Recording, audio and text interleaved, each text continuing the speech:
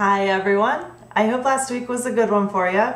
These are the weeks during the holidays when things get a little crazy, and it's the time when the work you're doing is the most important. Often we spend the holidays trying to please other people and getting stressed out about it, me included, but taking time for yourself to stretch, to move, to meditate, and focus on what you want with your life will keep you in a good mindset during times of stress. So I hope you all did good with the sugar challenge. It's a difficult time of year to stay away from sweets. The thing about sugar is that it has diminishing returns. That means at a certain point, you just don't enjoy it anymore. Sometimes one bite can be enough. And the other big thing this week was synchronicity. How fun was that to watch for? Now, I had one day last week that was absolutely nuts synchronicity-wise. I ended up in completely different, random conversations with 3 separate French musicians in French. Now, it doesn't mean anything except that it's kind of one of those green lights that I'm on the right track. It's like the universe is like, go. I just love those moments. I think it's so fun. I hope some things were coming up for you guys, and go ahead and feel free to share them in the chat if they did, or put them up on Facebook because that's kind of fun. The next 2 weeks are some of my favorite chapters, and this is where your real change starts. This week, it's time to start the process of building your new life from the ground up. This week, you'll start taking ownership of your dreams and goals. You'll start visualization, and I'll give you some more tips on healthy eating and even add a few more stretches to your routine. So let's start the process of building our mental house. Now, you've probably heard before that we only use 10% of our brain. That means that 90% of our mental life is subconscious.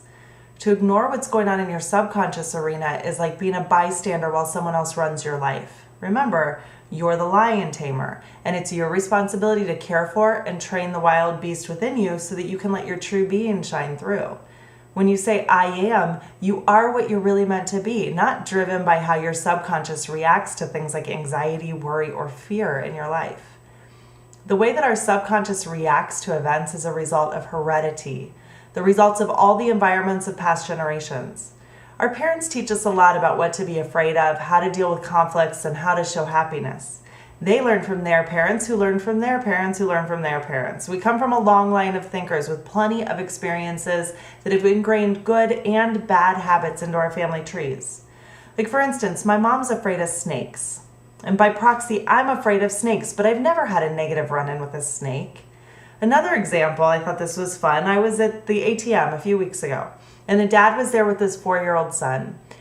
And the dad let his son push the buttons and take out the money and grab the receipt from the machine. And this little kid thought it was like super cool. And then he was like, can we get more? Can we get more money? And the dad, the first thing that came out of his words, out of his mouth was, what do you think? Money doesn't grow on trees. And the boy just kind of looked at him, dumbfounded, and was like, that's really silly, Dad. Why would you say that? And the dad just stood there. He didn't have an answer. I knew right away, though, that his parents had said it to him because my parents said the same thing to me. We all know money doesn't grow out of trees. Leaves grow on trees. But to this 4-year-old, you push some buttons and money comes out of the wall. We know as adults, money doesn't just come out of the wall, but for him, it sure does. Now, this poor dad's instant response was a conditioned answer from his subconscious mind, a result of heredity that money doesn't just magically appear. Now, this could have been a good time for him to teach his son about money and where it comes from and why they go to the bank and that sort of thing. But this dad chose this old saying that his parents had given him as a quick response. And I can bet you in 30 years, 40 years, this kid will be saying the same thing to his children in the future, that money doesn't grow on trees. Now, we receive thousands of these kind of impressions every day from our home, our business, and our social environments. Many times the opinions, suggestions, or statements of others are accepted without reasoning into our subconscious mind. These subconscious ideas can limit us and make us feel inadequate. And we know this from TV and movies and magazines that suggest that attractive women are size 2 and 6 feet tall. We've been told over and over again, though, that a woman's with Barbie's dimensions actually wouldn't be able to stand up. And we all know that Marilyn Monroe is a size 12 and still beautiful. Yet we still subconsciously feel the need to be supermodel skinny. The truth is that you can consciously use the good, and you can refuse the undesirable messages that you're receiving from your past and present conditioning. And so, it's time to start working on building your mental house. And you have to build your mental house with the same care as if you were building your physical house. When you build a house, you pick the highest quality material and you build it with love. Every room is carefully planned out with a purpose in mind. A solid house could be made out of 4 walls of cinder blocks, a tin roof on top to keep the rain out, and a bucket in the bathroom. It's sufficient and it serves a purpose, but this kind of house is only acceptable if you've been conditioned to accept a house of this quality. But if you want an estate, you have to dream it first. What if you wanted acres of land and a beautiful environment, a big, huge staircase and chandeliers and a giant kitchen for entertaining? What if you wanted a master bedroom with a huge 4-poster king-size bed and a giant bathroom with a huge tub for soaking? Maybe you want tons of rooms so you could have all sorts of guests over. Maybe you want a big living room with a huge view. Maybe you want gardens, maybe you want a swimming pool, maybe you want a tennis court. I mean, you have all these choices, but none of this can come to be if you don't accept that it's a possibility for you first. So what keeps the builder from building this kind of estate instead of building a cinder block house? Well, it's heredity. These same rules of heredity keep me in the Midwest instead of living in a villa in Tuscany. Now I have rules that I've accepted, like I like that it snows on Christmas or that it should snow on Christmas. I need to spend time with my family in the holidays or during the year. And then I have rules that are really simple, like I grew up in the Midwest, this is where I belong. Now these are the same rules that tell you that you should wear a suit and tie to work, or the rules that say that you should go to church every Sunday, or the rules that say you should go to college and get a PhD or an MBA to be successful. Now some of these rules are great rules and they lead you to greater things, but some of them can limit you from taking possession of what you really want. So say you decide to build this mansion, this huge mansion, but you're scared, you're filled with feelings of fear, worry, anxiety, and limitation. So what do? You cut corners. You build that house with subpar materials. Now, we've all heard that this is a problem when you watch those home renovation TV shows where they rebuild the house and it's like fantastic. When you do something that quickly over the weekend and they're all filled with stress and they're doing things quickly, on the surface they look fantastic, but they're built with shoddy materials and they're constructed quickly and poorly, and the house starts to break down. Now this dream house starts to create the same conditions that were built into it, the fear, the worry, the anxiety, and the limitation, and they end up having to patch up all the holes. Now to build a strong house, you have to have courage, optimism, positivity, and abundance. You have to have a solid, precise, and mathematical blueprint. You have to be patient and stick to the plan exactly. This way, the material you build with will be strong, firm, and solid. You'll live easily in your house with no need for repairs because you build it with the highest quality materials. Now, every day you are building your mental house in the same way. Building with thoughts of fear, worry, anxiety, or limitation will create holes that need to be patched up later. You build into your thought processes more and more worry and fear. But if you build a mental house based on courage, optimism, positivity, and abundance, you'll find that your worries disappear. You have nothing to worry about because you've built a strong, stable mental world for yourself. And you can start this process today. And remember each and every day that as you're building your mental house, you have the ability to toss out the scraps you don't need and build with the strong materials that you do need. The tools you need to build your mental house come to you through the law of attraction, which states that our thoughts bring to us the things that are our own. These are the things that we create through our thought processes. Consciously, which remember is only 10% of your brain, or unconsciously, the thoughts brought by heredity and social conditioning of what we should have or are allowed to have. By consciously focusing on the things that we really want, you can bring them to you.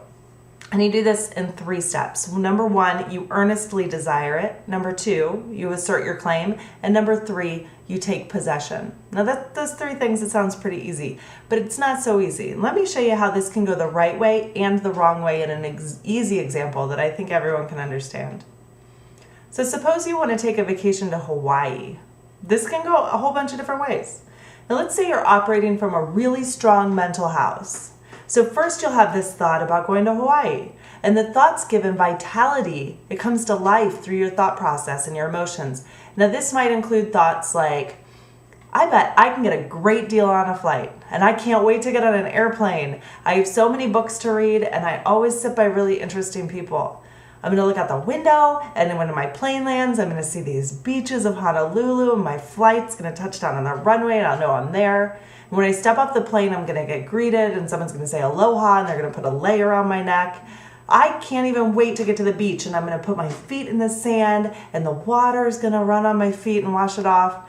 Oh my gosh, and now I'm going to eat Spam. I'm totally eating Spam. And I think maybe surfing. I think I'll try out surfing, and I bet you anything I'm going to fall in love, and this is going to be the best trip of my life. Now that kind of earnest desire, like that's a real, true, earnest desire that's strong and courageous and full of happiness. Now the second step is to assert your claim. Now that means believing that you have the right to go.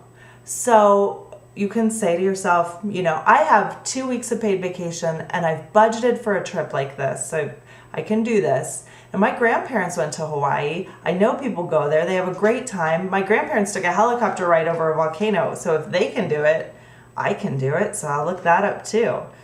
So in step 2, you've actually given yourself permission to go. You've said that hereditarily, that's the word, you can do this. You can make this happen. You've saved for it. You're done. It's good.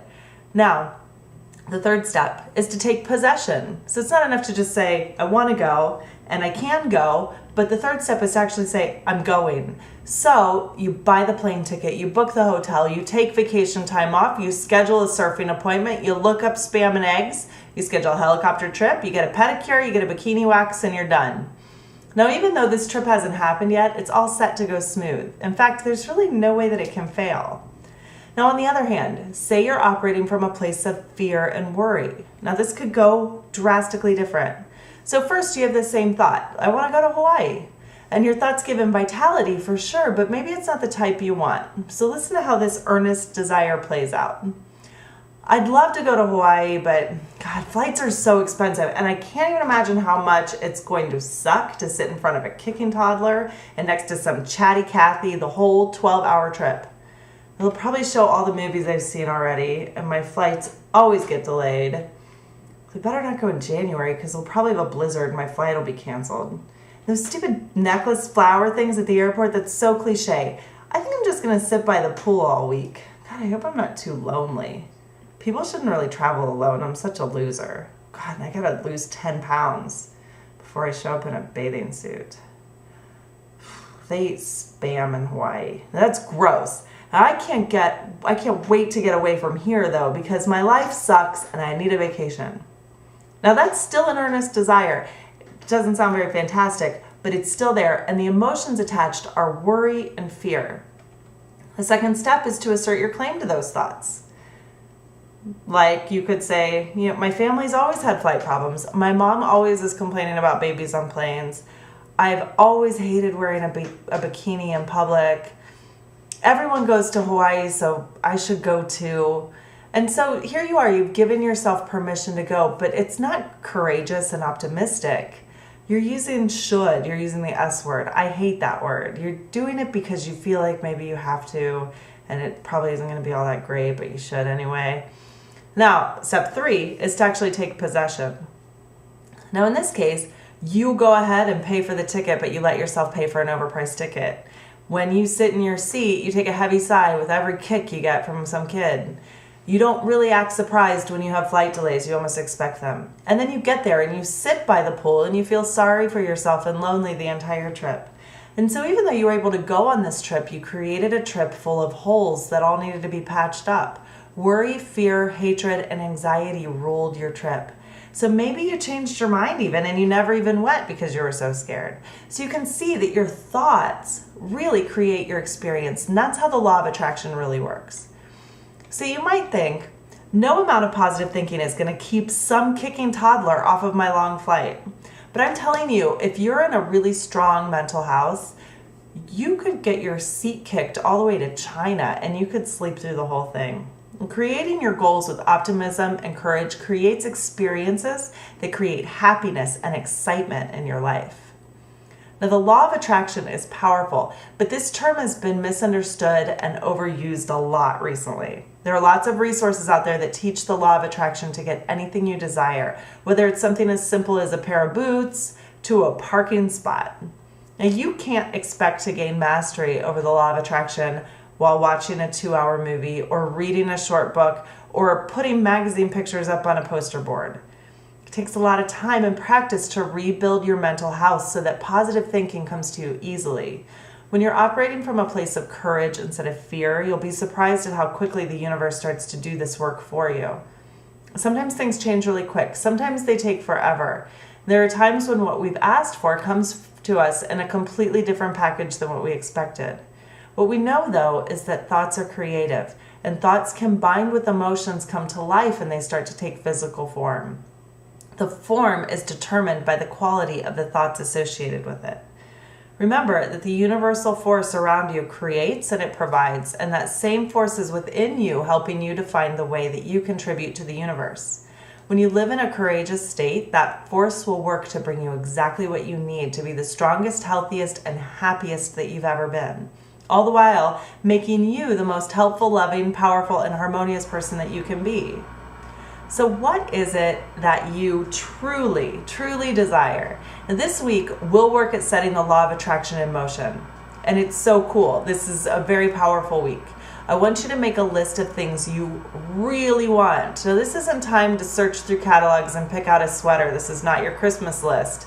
This is time to write down the things that really matter to you. This is the time to write down the things that would change your life in the most amazing way.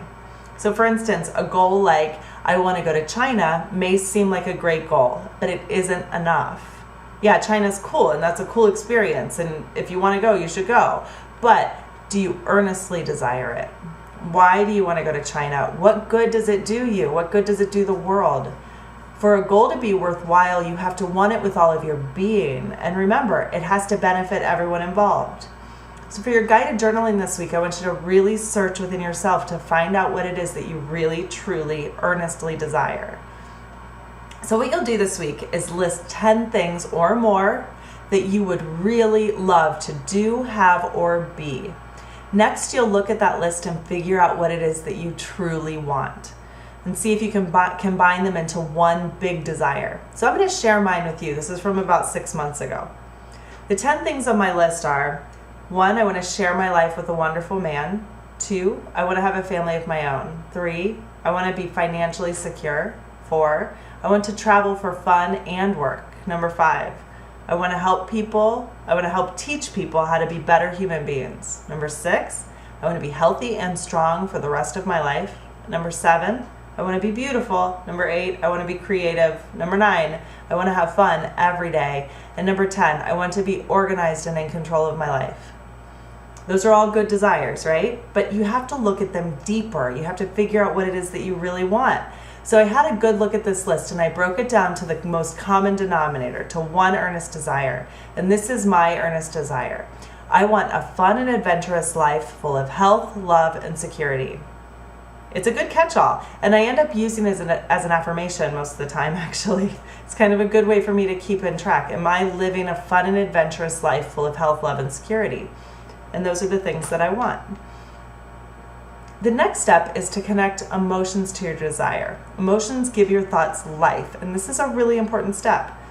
In your guided journaling, you'll discover why you are entitled to your goal, what fears are attached, and turn those fears into positive affirmations.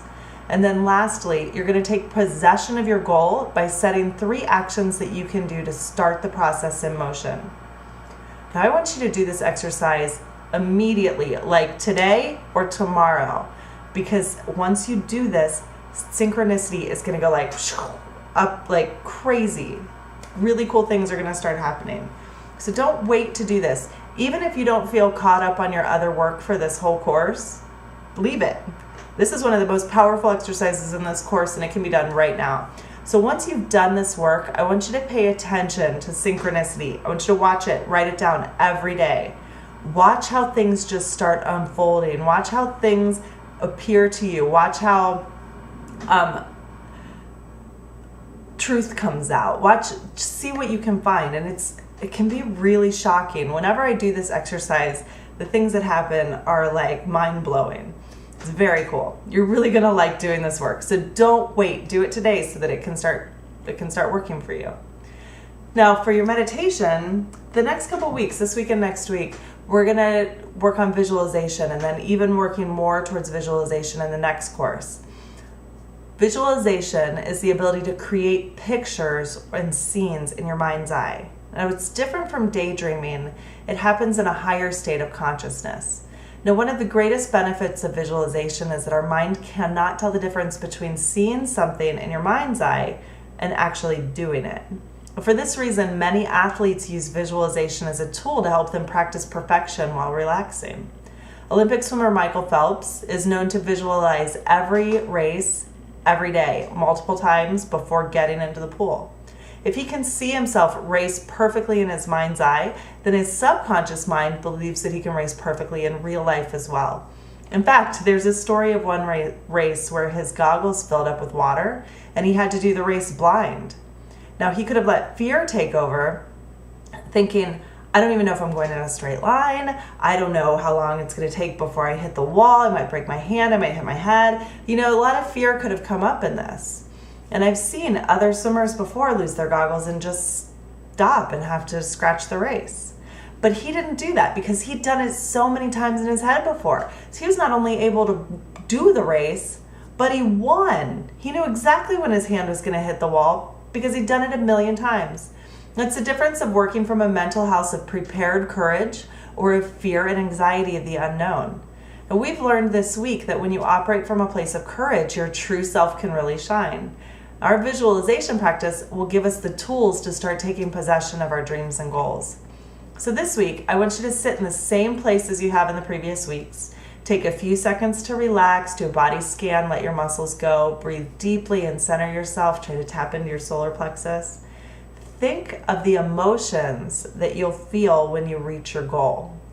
So what's your earnest desire? What are those emotions? And then ask yourself for a mental image of when you felt those emotions in the past.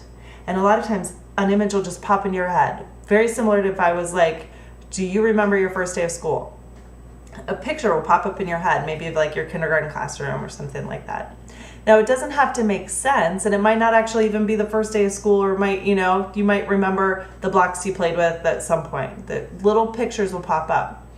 I want you to take as much time as you can, 10 to 15 minutes, if you can, to go over every single detail of that visualization that popped into your head.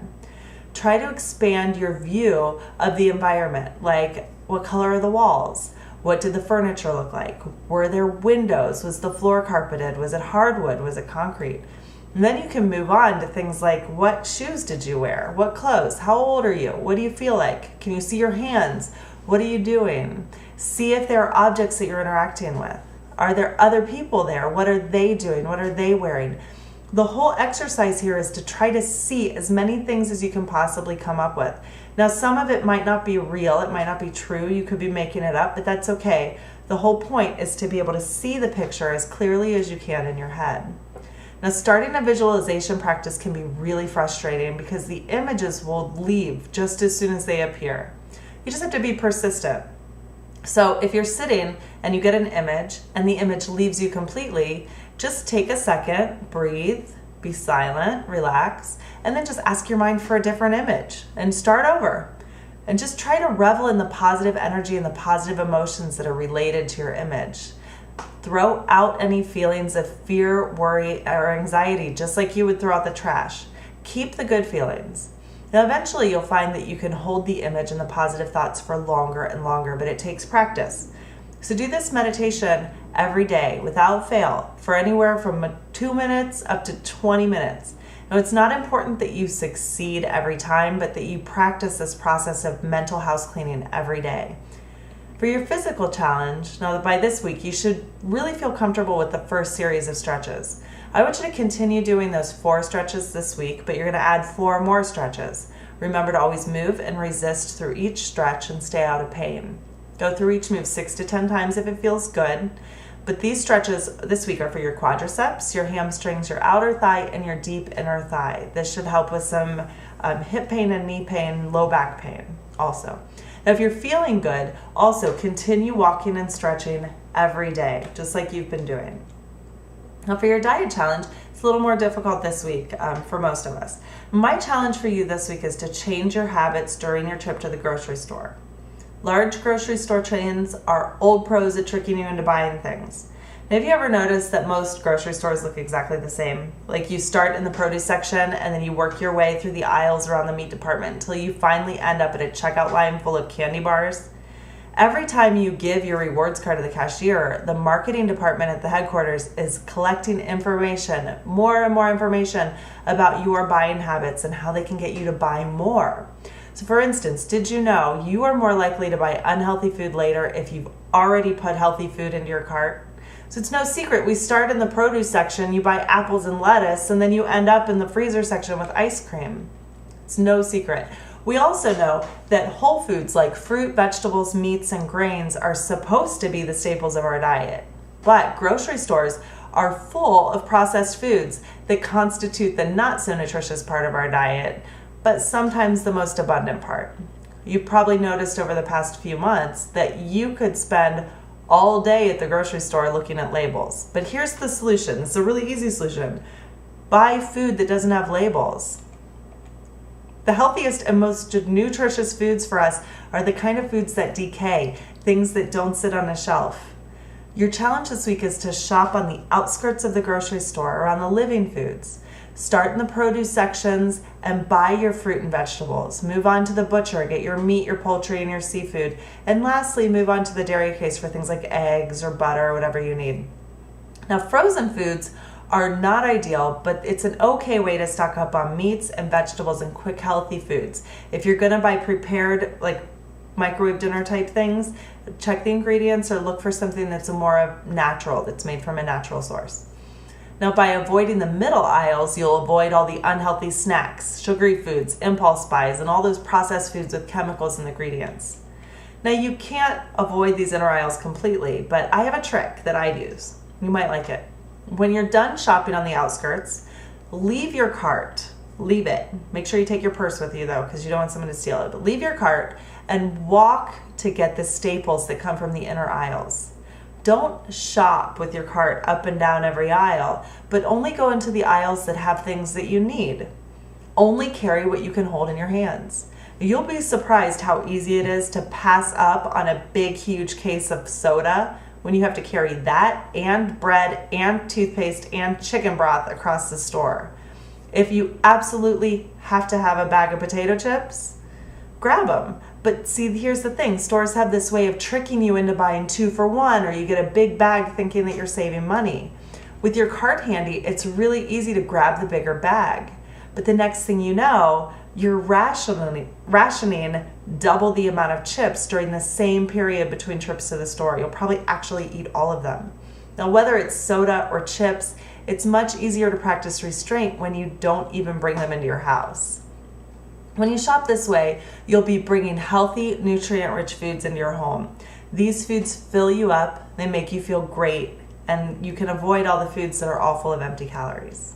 All right, so that is it this week. It's a great week. I hope that you guys are all having wonderful holidays and that you're not too stressed out or eating crazy amounts of food, but really take care of yourself. This is the time when you can. This is the time where you have a couple days off. Get caught up on your work, get everything together, really focused on your earnest desires, do the work as soon as possible, and then let me know when crazy synchronicities come up, because they will, and they will surprise you. It's so awesome. Couple quick announcements again. Don't forget to sign up for class 2. If you feel like you're making progress in this, in class 1 and how to feel alive, the next one is called How to Grow, and it's an amazing class. I think it takes you right into the next level of turning your earnest desires into actually your life's purpose, and it's wonderful. More diet challenges, more physical challenges, more meditation and visualization, moving into guided focusing. It's really cool. So I hope you guys will sign up for that. Also, don't forget that on the 4th, I believe, it's coming up next weekend, is after New Year's. So I guess that's 2 2 weekends from now, I'm teaching a class on setting your resolutions. And it's very similar to this, where you're learning what your desires are and how to set those in motion, how to get them done. So you can sign up for that on stretchchi.com. And then the Italy trip. So I hope that some of you are considering this trip. It's going to be fantastic. Make sure you look that up too. And if you have any questions, just give me a shout. All right? Okay, Merry Christmas, everyone, if you celebrate Christmas. If not, have a wonderful day off, and I will see you guys next Monday.